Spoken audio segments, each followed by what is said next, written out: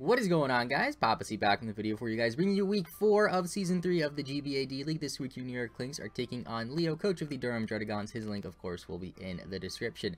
Now, unfortunately, we're 0-3. Leo, I believe, is 2-1, so he's doing pretty well. And look at this matchup.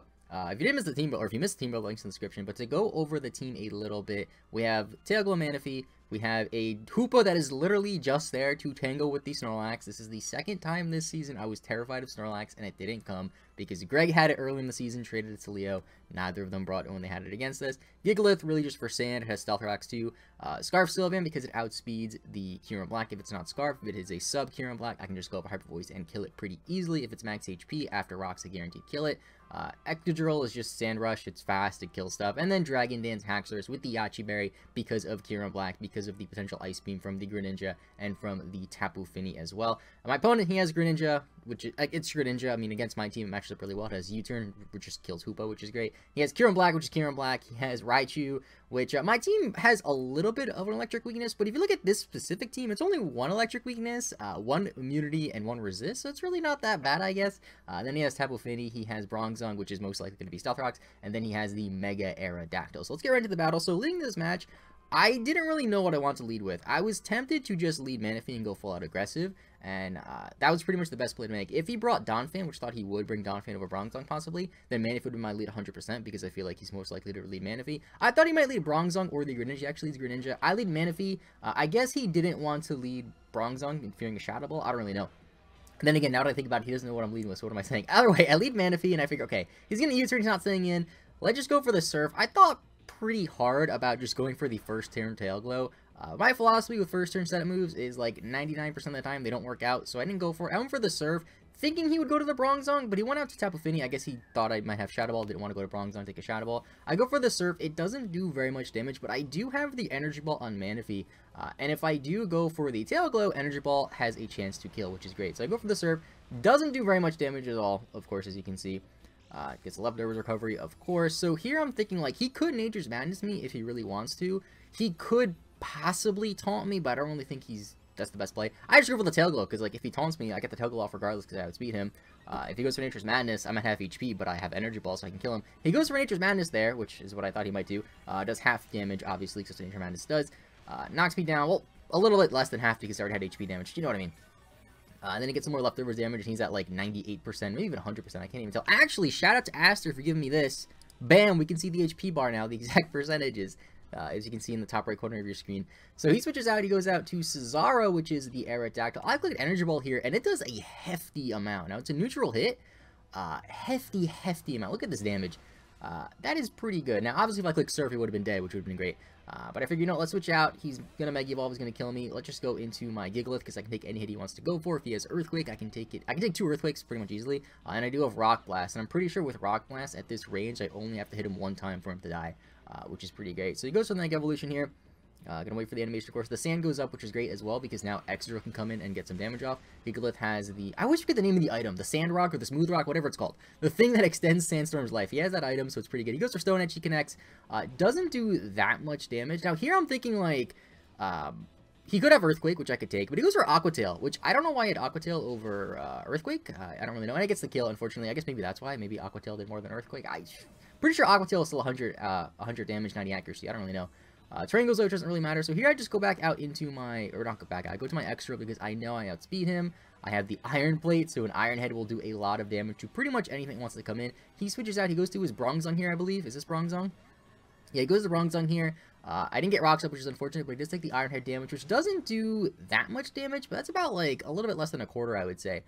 So take Life Orb damage, or Rocky Helmet damage, excuse me, because I'm not Life Orb, I'm Iron Plate, like I just said. So here I go for Magnetize, because I figure he might get his Rocks up, but I figure he could have Earthquake, so I'm like, let's just get Magnetize up. I could not Sandstorm, I could SD up, and just go for Earthquake, which is great, because I'm immune to it now. And here I get a good opportunity to go for a Swords Dance, which is exactly what I do. He switches out here. I thought maybe he'd go out to his Greninja, because Greninjas have Water Shuriken, but then I realized if he did that, Greninja would just probably die had I gone for an Earthquake. So I go for the SD here. He goes into this, which really isn't that big of a deal because I'm pretty sure I could take hit from this thing. So I get the SD off, which is great. I don't have Poison Jab because I needed Magnet Rise and SD. I have Earthquake and Iron Head, but I do have the Iron Plate. And I believe against Tapu Fini, Earthquake actually does more than Iron Plate Iron Head. I don't remember exactly, about happened like 4 days ago. But I clicked the Iron Head anyway, thinking maybe he would switch out. He actually did switch out, which is kind of crazy. And he goes back out to the Bronze Zone. So I guess maybe he was trying to bait out the Poison Jab or the Earthquake. And obviously, since I'm not Mold Breaker, the Earthquake would be immune to this thing, because he has to be Levitate, because why would he be Heat Proof, because I have no Fire type on my team. Does a good amount of damage, as you can see, another one will take him out. I do think Rocky Helmet damage, which is a bit unfortunate, but here I have really no reason not to click Iron Head again, and that is his Stealth Rocker down. That means neither of us Stealth Rocks up for the rest of the match, unless he has Stealth Rocks and Aerodactyl. I guess that is still entirely possible, but I do get some more Rocks damage, or Rocky Helmet damage, which has been unfortunate. So here I'm thinking he might go back out to his Greninja, because he does have Water Shuriken, and that's exactly what he does. He goes to Greninja, and I'm thinking here, like, I could switch out, but my Gigalith is dead. And Excadrill out of the sand really doesn't really do much anymore, so I figured let's just stay in. Maybe he won't have Water Shuriken. Maybe if he does, he'll only hit twice, but he hits 3 times. Actually, Water Shuriken might be 3 to 5, not 2 to 5. Not 100% sure on that. Unfortunately, Excadrill does go down, but he does do a good job of killing the Bronzong. And I do go back out, not back out, the Sandstorm goes away, and I do go out into Meliodas, the Dragon Sin of Wrath. The reason why I did this is because I have Yachi Berry. I can take an Ice Beam, no problem. I can take any hit, no problem. So I figure, let's just go for Dragon Dance. Really no downside to this play. Unfortunately, he gets a crit. And this crit really matters, because now Water Shuriken kills me. No matter what, I'm at 24 HP, Water Shuriken kills me. Had that crit not happened, Haxorus would have gotten at least 1 kill, possibly even more. He could have gone up Tapu Fini, and Tapu Fini, depending on his spread, might have been able to take a hit. Either way, it's been unfortunate that Haxorus just gets, ironically, haxed by 6-foot hacks, which is a lot of hackception. But down goes Meliodas. Was that a 2-shot or a 3-shot? I can't even tell. Was that 2 or 3? Not very effective. 3 times, so even 2. Wow, that's crazy. 24 HP and needed 3. That's pretty cool. So I'm going to Manaphy here because I figure I can take any hit, really. I'm at 85 HP. Probably take any hit. So here I just go for the Z Dazzling Gleam. I had Z Dazzling Gleam really just for Kieran Black. And I actually did more damage to the Shaman. He didn't bring the Shaman, but had I gotten a Tail Glow up, if he was not a defensive Shaman, a Z Tail, or not Z Tail Glow, a Z Dazzling Gleam was a roll to kill. So I figured, let's just go for it. Regular Dazzling Gleam probably won't kill. Let's just go for the Z move. It doesn't really matter. So go for the Twinkle Tackle, and that is going to take out the Greninja, which is great, because Greninja is a little bit of a problem. Now he doesn't have his U-turner for my Hoopa, although my Hoopa, if my Hoopa was Scarfed, it would have been better for this particular matchup. But I just thought he'd bring Snorlax for sure. And the Hoopa set, if you saw a Team Builder, was literally just to handle the Snorlax, which unfortunately didn't come. So it's a Rey Mysterio here. What is Rey Mysterio? Rey Mysterio is the Raichu. Now, I don't know what his Raichu set. If he's Scarfed, that's really bad. I switch out because I figure, man, if he could still possibly do some things, I go out into my Lucifer because it doesn't do anything, basically, with the rest of this matchup. He goes for Volt Switch. Not really that big of a deal. I do believe he gets a crit, though. Yeah, he gets a crit, which is unfortunate. I don't know if it really mattered, but it's just salt in the wound now, a few turns after the Haxorus play.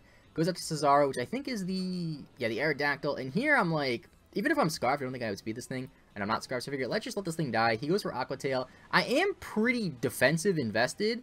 I didn't run the calcs. I'm not sure if that crit on Raichu mattered. I'm going to assume not, because Hoopa's defense is 60. But still, it's unfortunate. I go to Nui here because, unless he has Iron Tail, he really can't do anything to me. So you go to this, and I actually click the Moon... I keep saying Moonblast. I click the Hyper Voice. He goes for Stone Edge, and it connects. He didn't miss a single Stone Edge or a single Aqua Tail this whole match. And down goes this thing, which is great, because this is a problem. But unfortunately, he does have the Raichu left, and Raichu can just come in, go for a Thunderbolt, and down goes my Sylvia. Now, unfortunately, again, I don't know his Raichu that he could have been Scarfed.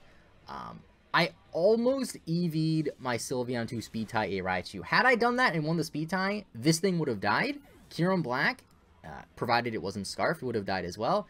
Which is a bit unfortunate. I go to Manaphy, it has 22 HP, and I just die here. Now, this was his Z-Cap. I'm pretty sure this is his Z-Captain too, so he could have had a Z-move as well. Which, in that instance, it really wouldn't have mattered too much.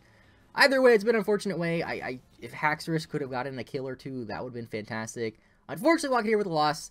I think it was still a pretty good battle, despite, you know, the little bit of hacks that happened. But thank you guys so much for watching. Leo's channel, of course, will be in the description. Have a good rest of your day. I will see you guys next time. Keep rooting for your New Year, Klinks, and bye-bye.